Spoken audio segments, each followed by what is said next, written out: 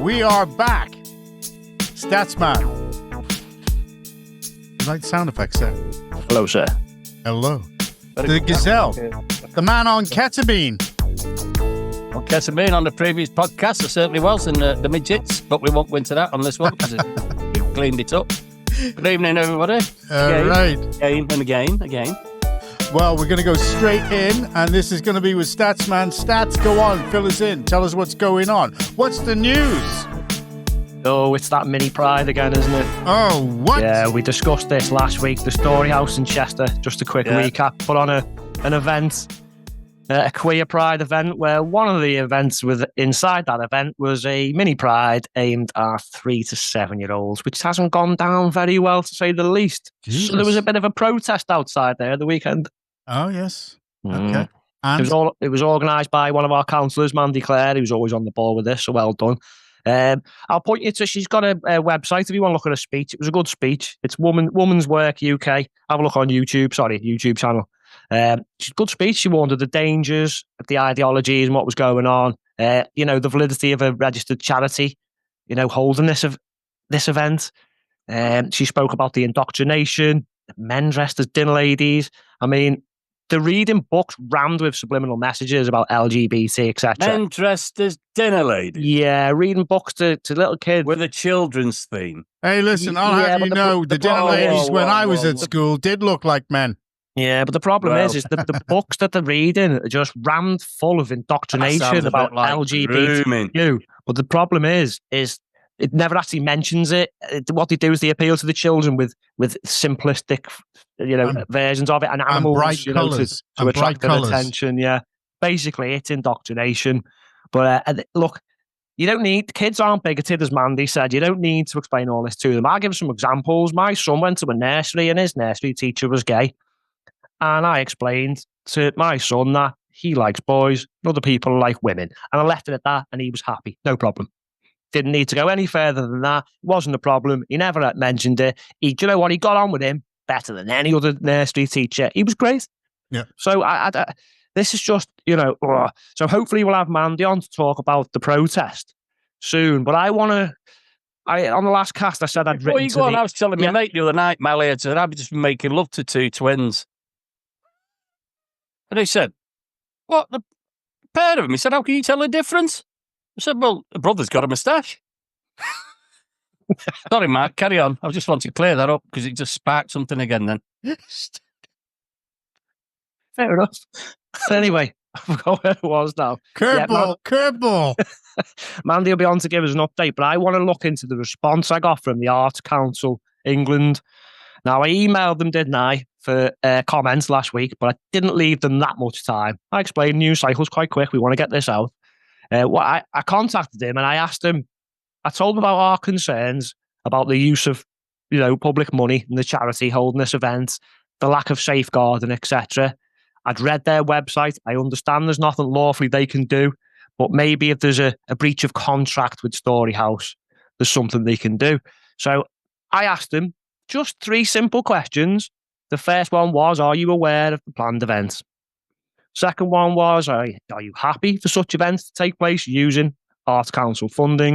And the last one was a little tricky. I asked, is there anything in your contract with the Storyhouse that is meant to prevent funding being allocated to such events? And it's looking like there isn't, leading to any possible breaches of contract. Well, surprise, surprise, here's the reply. Are you ready for this absolute lefto-babble word salad? Go ahead. Here's our response to your query. We are not involved in the day-to-day running or artistic choices of our funded organisations. Yeah, no shit, Sherlock. I basically told you that myself because I quoted your own website. These are the responsibility of the organisations, directors and boards. Yes, which the council sit on, apparently. So, ensuring that staff, performers and audiences, this is funny, are able to work and experience art and culture in a safe and secure environment is of paramount importance. Well, obviously not. This is the best bit. We will never compromise on the safeguarding of children. Oh, are these people just gaslighting us now? They're allowing and funding something like this. And a secure environment is of paramount importance. Was the dinner lady CRB checked? I'm not sure. Was he even wearing any underwear? Anyway, we never compromise on the safeguarding. I can't believe this.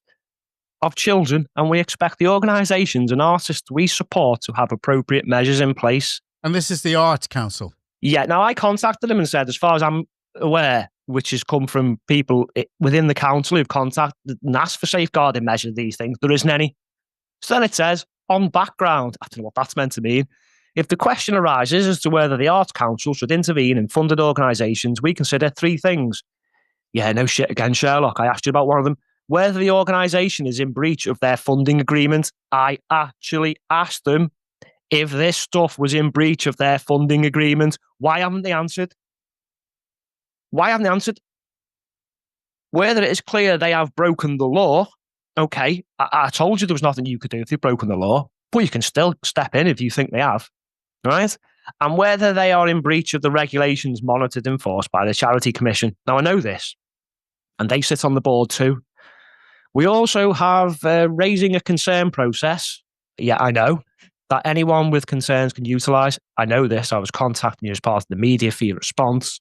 Yep. Our safeguarding statement, which I'm not even going to read because it'll be more left out babble nonsense like this, outlines our commitment to protected characteristics. You know what that means, don't you? Yeah. Yeah. You can read between the lines, as well as our safeguarding policies and procedures for funding receipts. So they've not answered any of my questions. They've just relayed the information back to me that I clearly already told them I knew about, and just totally dodged the whole damn thing because they are cowards, basically. Oh yeah, that's it. So, they're getting money, public money, and they're funneling it through to these things. So it would be nice to know how many of those people that are on the Arts Council are of that persuasion, and whether or not they are part of any of these groups, the LGBTQ plus LMNOP. It's all big tangle web of spaghetti. Yes, they're all involved in everything. They got is it CRB check? Is it? Yeah. Have they got that? DBS checked. Sorry, DBS check. That's a very important question. Oh, I've been banging on at the council as well. We want all councillors DBS checked. Well, of course, yeah. I mean, at the moment, it's just anybody involved with children, isn't it? I.e., going into schools, teachers, etc., etc. I mean, because I clean schools, and you have to be DBS checked. No, because I go in when they've actually. When they're not there. Yeah, okay. When they're not there, but I am not allowed. Obviously, I can't go into a classroom. Yes. Yeah. For that reason. So, I mean, that's why you should be checked. And if these people are reading stories, even if they're reading stories, if they're within an inch of children, they should have that check. Yep, absolutely. And that's a very important question. But there is no reference in Cheshire West and Chester to DBS checking of anybody. No, I've never seen it. Nothing at all. Not even councillors. I know that the solicitors at the council, are DBS checked as standard. I don't know if any of the other employees are actually DBS checked. Or anybody on the front counter. I don't know if they're DBS checked. John, if the people on the send team haven't got any experience with send, then these people don't know what they're doing. No one's CRB checked. I've pointed these people from the Arts Council in the right direction, and they're just relaying the same crap back to me. And I'm just like, what are you talking about? So I'm going to try again, and I'm going to ask exactly the same questions, maybe in a different way. And do you know what? If I have to mock them slightly for being absolutely ridiculous, then so be it, because I'm sick and tired of this. And the board of Storyhouse, Cheshire West and Chester Council, and the Charity Commission have got a lot to answer for this. So what I want is the contract between Storyhouse and the Arts Council. And I'll have a look at it and I'll see if they're breaking something. You won't get it though, will you? But where there's a will, there's a way. So again, this is going to be a long, drawn-out process, isn't it? With complaints falling on deaf ears, hitting brick walls, going around in circles, until someone goes undercover, comes out with it all, and then they'll still deny it. Okay. If there is public money involved, then there should be transparency where that public money is concerned and the contracts themselves.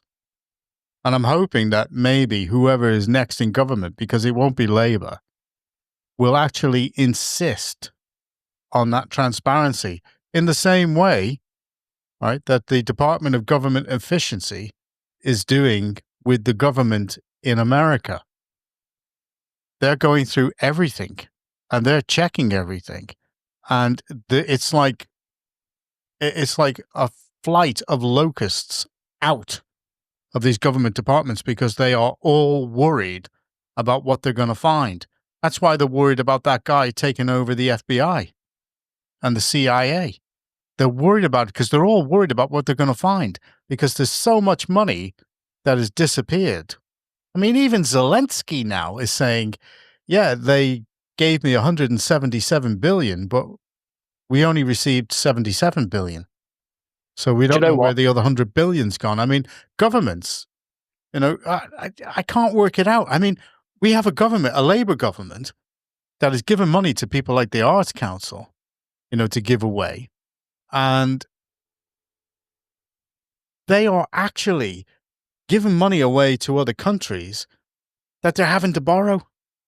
I mean, what right have they got to borrow money, which the taxpayers, i.e. you, me, Trevor, I've got a fund. No right what, at a bit all. like Warrington Borough Council? Yeah, absolutely. They've got no right at all. At the same time, they are clearly putting children at risk, while at the same time sending me loads of positive verbiage about how they protect everybody and children. Oh, it's honestly, bullshit again, right, they're only lying to themselves because we don't believe them. They're justifying their own mental position on all this crap. Yeah. And I'm sorry, this isn't, I'm not letting this go either. I'm going to do everything in my power now to find this contract and try and find out what get into it's this. about. You see, the thing is, they're using it's an old CIA tactic, which is from 1944, I think, how to actually destabilize and distract an enemy. And basically what they do is they just keep on wearing you down, saying, well, it has to be referred to this. You have to do this. You have to do the other. This is all bullshit. I mean, it's when they make you go to an ombudsman first to go get something sorted out. Well, I had a problem with Scottish Power, and I've still got one. So not only have I threatened Scottish Power with legal action, I've also threatened the ombudsman that was supposed to do something about it. And nobody knows and understands that an ombudsman is a separate legal entity. They're just doing a job at arm's length for the government. So all of a sudden, you threaten them with a legal action. Oh, they move. They move like nobody's business. Go ahead. Yeah, it's independent. I know we're running out of time, but I mean, in that last podcast, if anyone listens to that, we talked about the send thing. Yeah. And what they're doing here is they're not dealing with anything in all these situations until it gets right to the point where they're probably going to get in some legal trouble for it, and then they're going to deal with it. That's right. That's exactly what happens. So if this carries on through society, so you're basically saying, right, if you phone an ambulance because you've had a heart attack, they're only going to come unless you actually ring the police to bring them. Or if someone's committed a crime and you ring the police, they're not going to turn up until you take them to the IPCC or whatever, what it used to be called. Is this real, this crap? This is seriously. It is. And also, I knew that over in Liverpool, there were women who were experiencing problems with physical problems with being battered, and they would call the fire brigade first because they would get a quicker response than calling the police. Well, that's why we've got paedophile hunters now, haven't we? Because we can't trust the authorities anymore. It's impossible. So anyway, we're running out of time now. State of affairs, isn't it? We'll move on. We'll move on to the next misery. Okay, well, let's cut that one there. I'll just let you know about Stevie. Oh, Stevie. My mate Stevie, yeah. He met his girlfriend and he thought, he might be the one, Might be the one. And I don't condone this, right? Just clear this up. But after looking through a knicker drawer, he found a nurse's outfit, French maid's outfit, and a policewoman's uniform. And he finally decided, he thought, if she can't hold down the job, she's not for me.